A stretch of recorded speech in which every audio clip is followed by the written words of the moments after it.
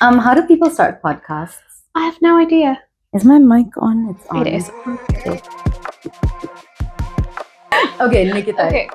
You are an artist. Yeah. What does being an artist mean to you? I think it's a definition I've grappled with for a very long time. I think my current version is anyone who is capable of creating absolutely anything. Yes. And my sister is in tech. Hmm. She isn't a creative person, but you think and you create and you think of different ways to do things. And I think that's where you're an artist. I love that you said that Mm-hmm. because for the longest time, I myself, I had like this really pretentious train of thought where I was like, oh, I cannot call myself an artist yet, even though I am creating and I am doing all of these things because I haven't reached a certain level. But just the mere act of creating something small qualifies you to be an artist. Absolutely. And I wonder if like other people hesitate to call themselves an artist and to give themselves that that title, that credit, even to some extent that respect. I read this thing recently that said that, you know, as children, we're also playful and curious and we create art in so many different ways. Yeah. But then as we get older, we kind of lose that. And that's why there's this whole idea that we're all fundamentally creative human beings. So not only can creativity be taught when you're a bit older, but it can actually be unlocked because you've been creative all along. You just kind of forgot how to do it. Yeah, it's really interesting to see so many adults going back into more creative platforms or creative outlets. You're stressed out and you're like, I'm going to take a pottery class.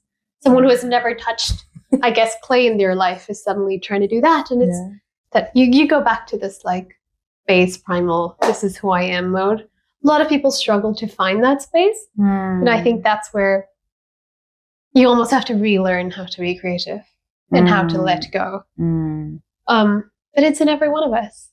I guess that's part of the larger idea of healing your inner child. Yes. Right? Or rather like honoring your inner child. Because sometimes, I mean, I've never worked in corporate and I don't think I ever will. But smart choice. But I imagine at some point you just need to like drop everything and run around and play and just be a little silly. Because for how long can anyone be like, you know, a big old functioning adult? I don't know. I can't. I could never. We are innately as playful inside, or we want to be. We've just, I guess, learned to behave in society and restrict a lot of things and curiosity that we would have had as children. And we just don't tap into that anymore. And we think that is what being an adult is. And it's really sad. It is. Yeah. Don't let your little kid die in you. A lot of people don't go into the stage of creation because you're scared. It's like, what if someone makes fun of me? Or what if this is not good? And a lot of people don't realize art is extremely subjective. So what is great for you might suck for someone else, and what is incredible for someone else might be your worst nightmare. Yeah. That's okay. It's just expression. And if you see it as just expression, then creation isn't as daunting as it is. I think oftentimes we kind of put this pressure on ourselves that if we're going to create something, it has to be something super original and super unique and like, oh, I can't dance to poetry because someone's done that before. But I think that honestly, we like end up censoring ourselves before we even begin. Because like you said, the whole point is to express yourself. And like, nobody has the exact same lived experience that I do. So nobody will have the same expression that I do. Personally, that was like the first thing I got wrong, thinking, why would anyone watch mine? Because the goal for me isn't to create something so that you watch it. The goal is create something so that I can express myself. And then it's an added bonus if somebody else wants to watch it, and an even bigger bonus if they connect with it. And it honestly took me years to realize that, because I'd always create with the end goal in mind of who's going to watch it. But no, it's a journal. Like my work, my art, what I create is a journal. Which is so nice to hear you say, because you have to be so vulnerable as a person to be able to take this very personal thing and then say, I'm going to give it to the world to see. So good on you. I feel like that's something I struggle with a lot. I feel like I censor a lot as an artist, because I think we're conditioned since we're kids to curate what the world sees in terms of what's inside of you. Especially if you're brown. And I think that's a shared experience we'd all have. Honestly, after I turned 30, it's so cliche, but I was like, literally, I just don't care anymore. Because all that time spent, worrying about log kya kahenge, what will people say, it just takes away your energy. Literally. And, at the end of the day, no one really cares. Who cares? We grow up with this thing drilled into us, what would someone else say? And then you think back and you reflect on it, and you're like, when have I ever thought about someone else? Everyone's really concerned about themselves. So, does anyone really care? No. So it's fine. It's okay. Do what you want. It's fine.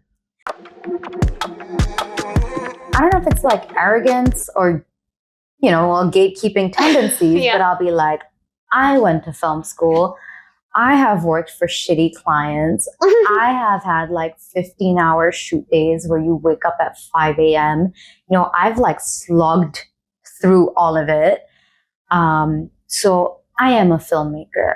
And so if like some kid pops up with like an iPhone and they're like, my first instinct is to be like, great, but like, we're not the same kind of filmmaker. Yeah. And I realized this on my own, but also you saying it out loud is enforcing this idea that that's just me being arrogant and it's me gatekeeping. Because, like with the classical arts, things evolve. Yeah. Filmmaking is evolving. Yeah. And it is, I think it's just incredibly stubborn if I were to like hold on to that and be like, oh, I can, you can't. Yeah. Like it's just so detrimental. But why do you think it is intentionally still gatekept? I guess traditional or traditionalists in that manner where they're like, this is what's been done. And they're very opposed to people picking up contemporary concepts. There's this one thing that many years ago, Akram Khan, the dancer, he was in Singapore, and he did a contemporary show with this flamenco dancer. It's a duet. And someone in the audience after the show was like, how does it make you feel? Like, do you feel like you're diluting your art form? And his response, I think it like lives rent-free in my head to this day. It's what we consider traditional today was at some point contemporary. And that is how art evolves. I love that. Yeah. And the only way the art can live is if it continues to evolve. And while there is so much value in preservation, what's the point of like preserving if it's just gonna die out? Okay, for context, a traditional Bharatanatyam concert is like 90 minutes to 2 hours.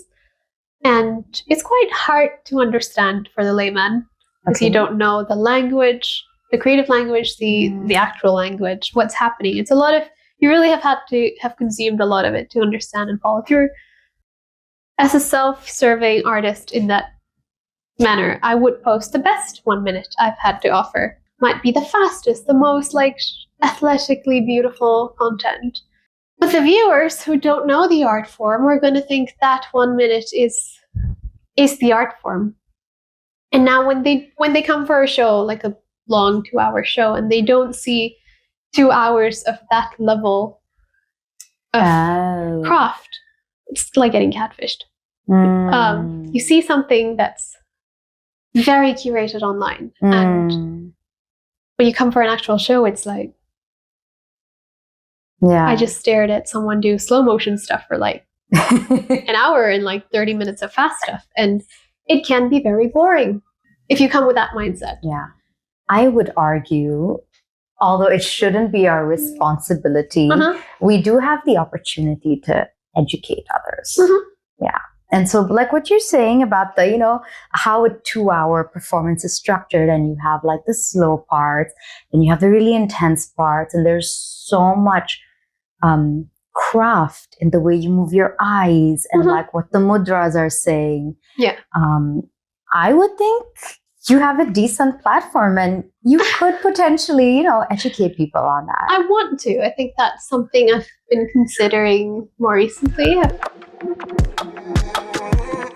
Speaking of like gatekeeping the arts and stuff, just yesterday I met my mentor Satya, and we were discussing Google's new VO3 AI film generator, and oh my god, it is so scarily good. Like, I'm still very salty. And like, what happens to the quality of the content that we're producing and putting out there, and like the actual artistic expression, the heart and the soul. So keeping all of that in mind, I'm like, no, I don't like it. Yeah. Like, please gatekeep it a bit. You know, like, we slogged. Like, it's a lot of hard work to learn the craft and to get good at it. But then on the other hand, I realized that a lot of people will now be able to use these tools to express themselves. Yes. Like, you know, the whole Ghibli trend. I'm so against it as an artist, but I also appreciate how much smiles and joy brought to some people when the world started moving, like the Industrial Revolution. Everyone's using machines to create clothes, and tailors were losing jobs.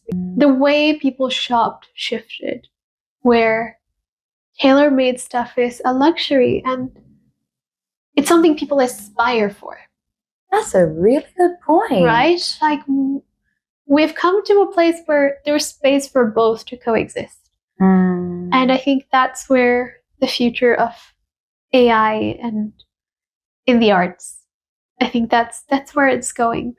Okay, that definitely makes me feel better. I'll admit, like, it's still going to take me a bit of time to get there, especially when I think about like people just using AI and stuff. Like, it's really not the same, but perhaps the very definition of filmmaking will evolve. Yeah.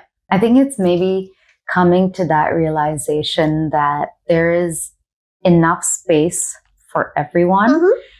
And regardless of like, you know, people's years of experience or their skill level, you're still valid as an artist. Yeah. And they're still valid as an artist. Yeah. And everyone should get the same level of respect. I don't know how to segue into this, so I'm just going to say, Nikita, let's segue. You and I are doing an event together. Yes, we are. Let's talk about that, girl. Yes. Oh my god. It's not a romantic thing. If it's my dad was like, oh, so it's like Tinder? And I was like, no, Papa, it's not. It's like a play date. You know, when I first thought of like, oh, you know, I want to do something like this, it came from a place of a lot of people saying, hey, you know, can we just sit down and talk about art? And I mean, that's kind of the whole point of our event, right? To encourage like cross-disciplinary connections and collaborations, hopefully. Yes. I also have a lot of friends who are not like professional artists, but going back to the very first thing that you said, they create. But because, you know, maybe they work like a traditional 9-to-5, it's very hard for them to meet other creative people. And so I think it's great that, you know, with Dot and Dash, you can kind of like put all these people together and be like, go make friends, mingle, have a laugh. And there's no limitations of what an artist is. There's no definition of what an artist is. Yeah. How dare I say you're not an artist because you didn't train to the degree I did? That's a big realization. It's a huge one. We've gate-kept the word artist as artists. Like, I grew up with this perception that an artist is someone who's trained extensively in the arts. And I've definitely gate-kept dancing. And, you know, if you're not training to the scale I'm training or performing to the scale if I'm like what I was performing, I'm like, how are we the same? Yeah. But that's so untrue. I kind of wish more people would call themselves artists. Exactly. And I like high-key hate myself that like I held on to these values for quite a huge portion of my life. But that's really the point of the dot, is it's not the, so it really says I want to empower Singaporean creativity, not Singaporean artists. And it's not for people who identify as an artist. It's for anyone in this country who want to be creative. I started realizing that when I moved to London. And running into an artist isn't an anomaly like it is in Singapore. And people, so many people at work would be like, oh yeah, you know, I'm a consultant by day and at night I do theatre. They identified it and they showed up. And I think that's the difference. If you show up and you create, and you don't have to be excellent. You just have to love what you're doing. And that's all it takes. And my 4 years of living in London, I think that's what it reshaped in terms of my art, because there was also a lot of introspection, because I had this full-time job and I was not nearly dancing as much as I used to, where my identity as a dancer was slipping away. But in my head, I'm still a dancer. But last time I performed was 4 years ago, so am I really a dancer? But you are, and that's okay. And I think that's almost the turning point of me realizing we shouldn't gatekeep it, because the more we gatekeep it, the less people are inclined to move into the arts. The more inclined people are going to take the arts seriously. And I like that you said it's not me versus you, it's me plus you. Yeah. That's very nice. Yeah. Me plus you. It's dot and dash. It's dot and Doddy. Dot and Doddy. I love that. Oh my God. That just goes so well. Oh, I'm very, very excited for the event. Yes. But also to, like, I don't know, just become better friends with you. I know. It's so lovely. And, you know, to connect with someone who thinks very differently, but also shares a lot of core values. I think that's great. Yeah. This was awesome, Nikita. This was really fun. Yeah. I give you a hug, man. Do people hug on podcasts? I don't know, but we could. Oh, this has been so lovely. It has. Okay, how long do you think we've been chatting for? I have no idea. I'm going to say, like, you first. 70 minutes. Yeah, about there. Yeah, let's right? check. I don't know. I hope like you're still like running. 1.5 hours? Holy shit. What? Okay, wait, I stopped it. I could stop it. Okay, yeah.